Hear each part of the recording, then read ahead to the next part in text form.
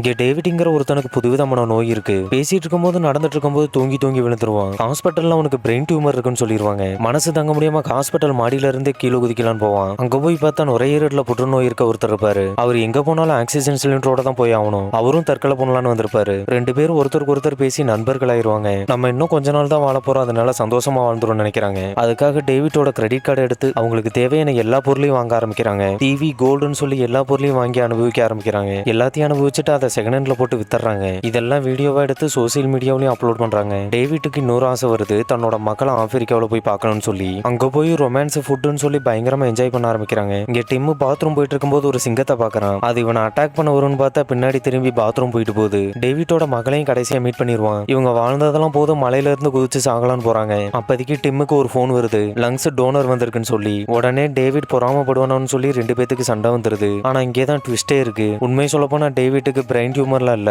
சாதாரண ஒரு தூக்க வியாதி தான். டாக்டர் தான் ரிப்போர்ட்டை மாத்தி கொடுத்துருப்பாங்க. டிம்முக்கு ரொம்ப நிலைமை சீரியஸ் ஆகுது. கடைசியா டேவிட்டோட பேசிட்டு மாடியில இருந்து கீழே குதிச்சிருவான்.